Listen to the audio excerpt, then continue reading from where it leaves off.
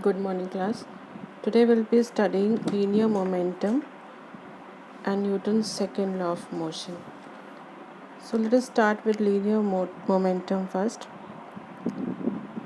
See, you might have observed that whenever we have two bodies, suppose we have two bodies with different masses, okay? We have two bodies with different masses. Suppose here the mass is m1 and here the mass is m2, such that m1 is greater than m2, okay, and they both are moving with same velocity. Fine, both are moving with same velocity. Now if you have to stop them, which one will require more force? The one which is heavier, that means m1, this one will require more force.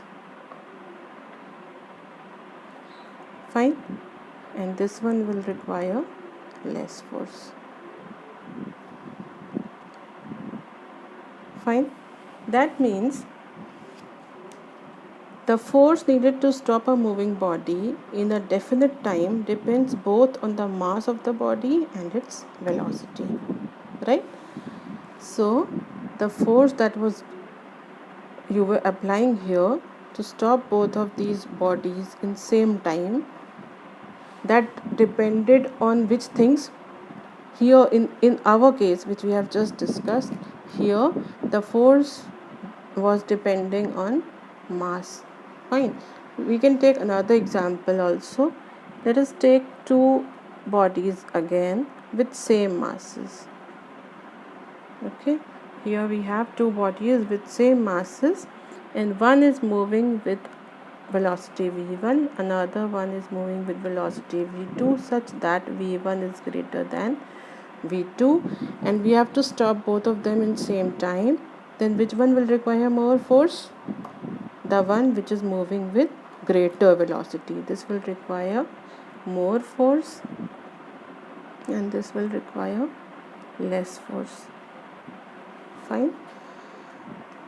This means the force depends on mass as well as velocity. Here the force depends on velocity. Fine. So actually the force that is required to stop a moving body depends on both mass and velocity, and actually it depends upon the product of mass and velocity. Fine. And this product of mass and velocity is known as momentum. Fine. So momentum is equal to mass and velocity. It is actually called linear momentum, but in general we can write it as momentum.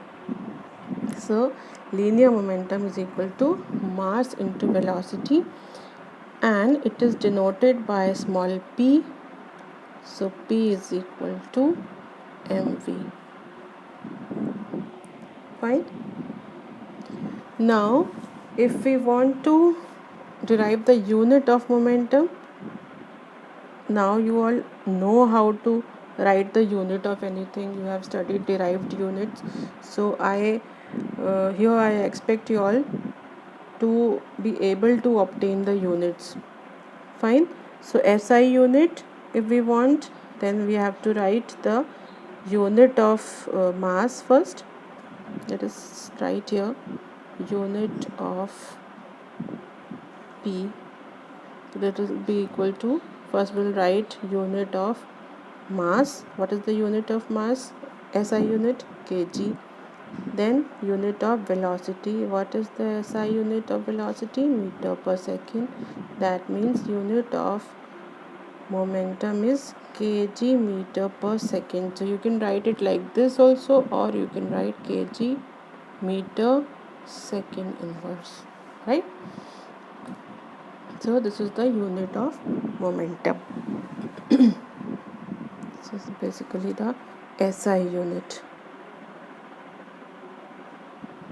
Fine. Then there is another term, that is change in momentum. Now see, when you apply force on a body, okay, first you know it like this, that change in momentum or change in anything basically is denoted by, see, momentum is denoted by P, and if you put a delta over here, it will be the change in that thing. So here change in momentum, you put a delta. This is a small triangle. Okay, then this will be equal to delta mv. Fine. Now see, the change in momentum can be due to the change in mass or due to the change in velocity, right? But if we are talking about a particular object, its mass won't change, isn't it? Its mass won't change. So if the mass is constant, we can write m. So mass is constant, that means change in momentum is coming because of the change in velocity. So delta P is actually equal to mass into delta V.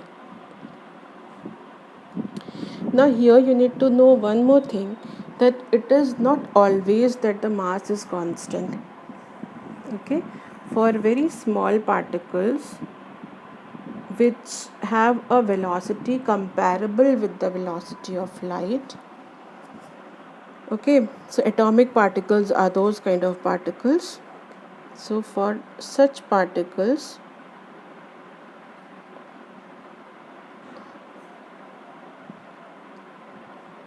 where velocity is comparable, means almost equal to the velocity of light, in those cases mass may change. Mass depends on the velocity,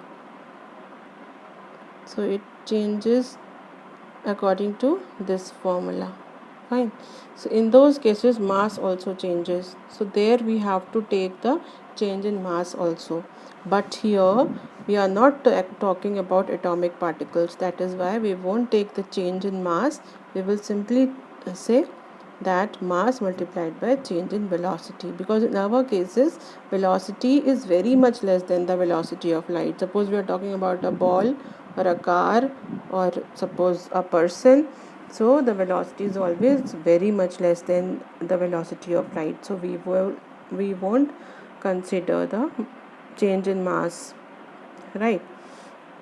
So the change in momentum is given by delta P, that is equal to m delta V.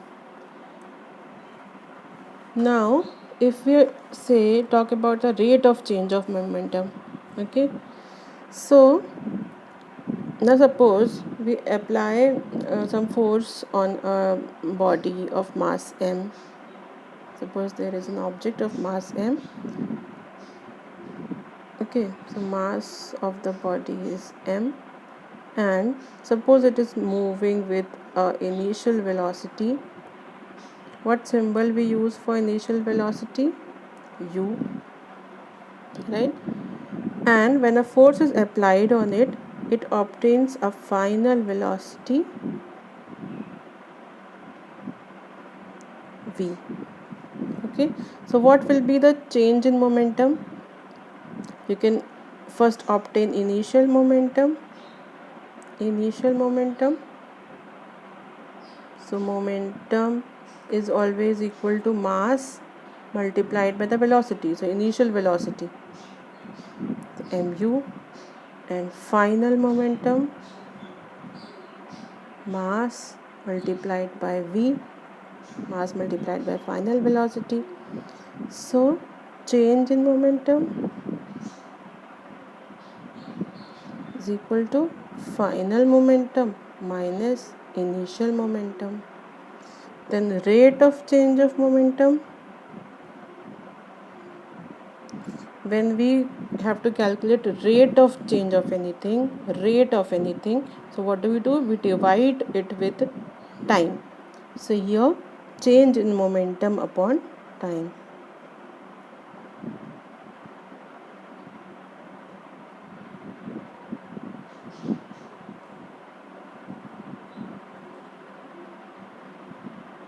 Fine. So this will become, let me write it here only, this will become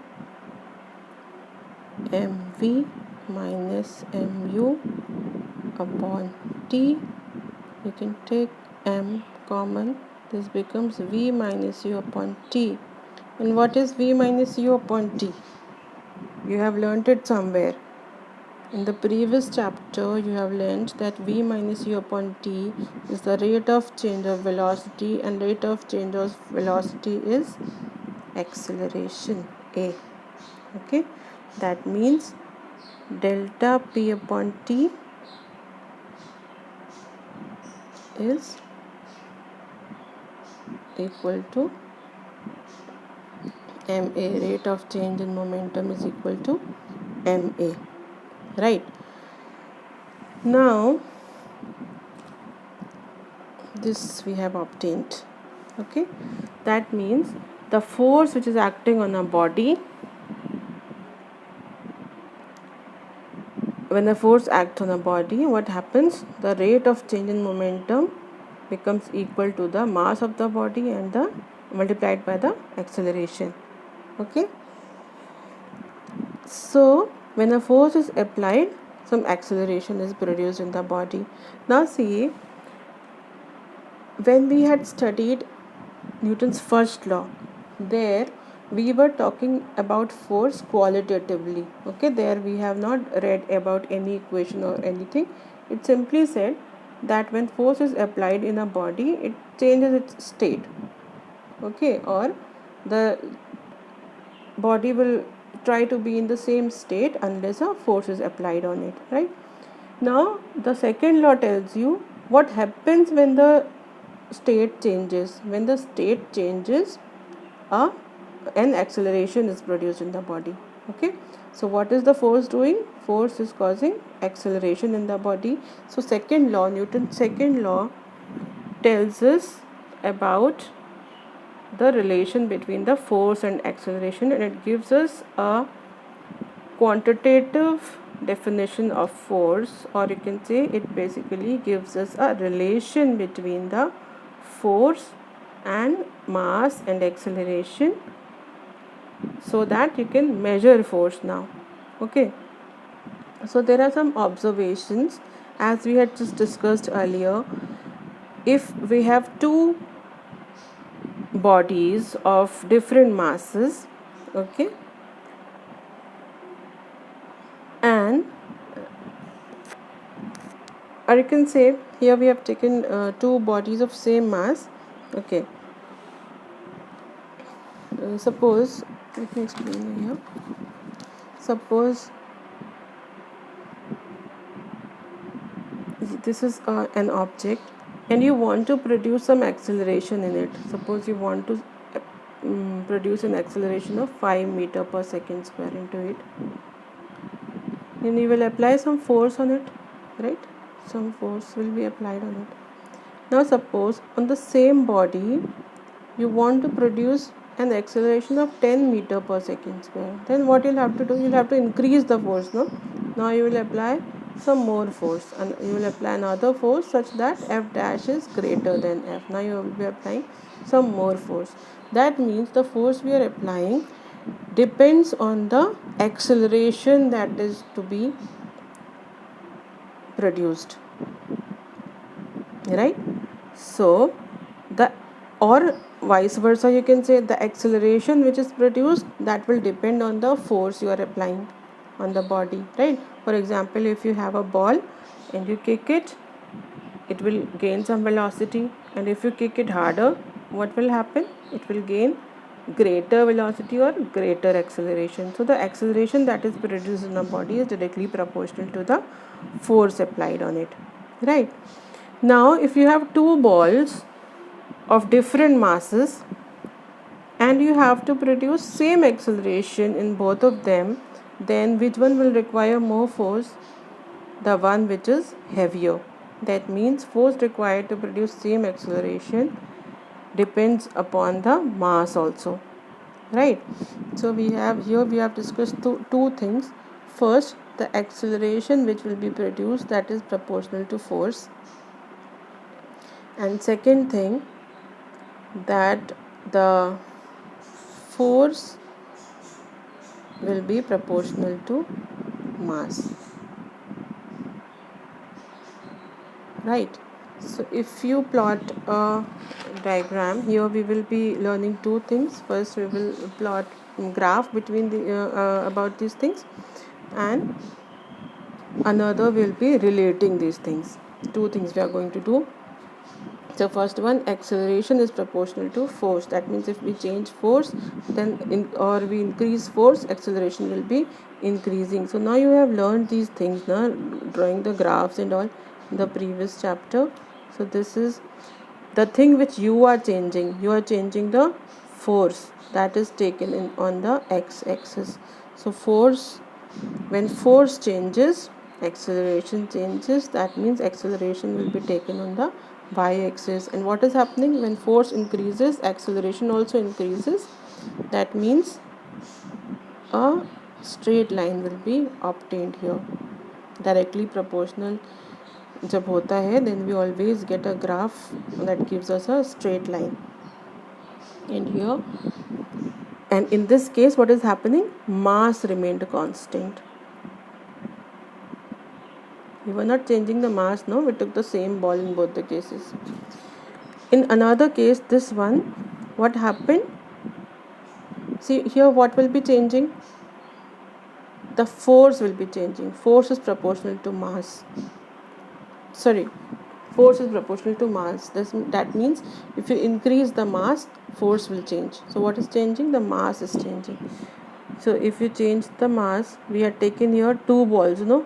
One was tennis ball and one was football. The example given in your book. So if you have two balls, one has a different mass and the other one is having different mass, so you are changing the mass. So it will be taken on the x-axis and force on the y-axis, and F is proportional to m, means if m increases, F will also increase. That means again we will be getting a straight line over here. And here, what did we discuss in this case? That we are trying to produce the same acceleration in both the balls. That means here A is constant.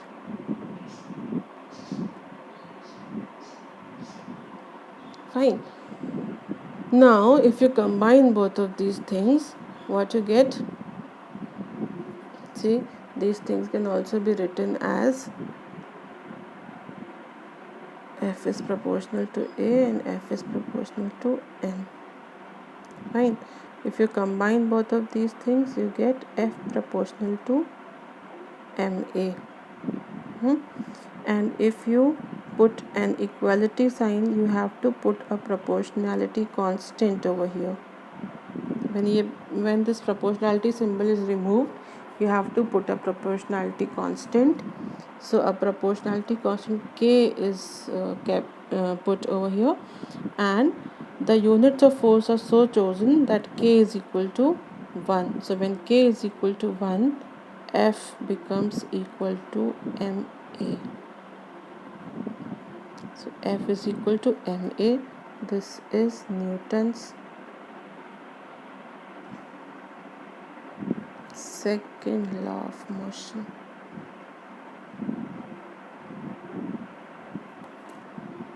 Fine.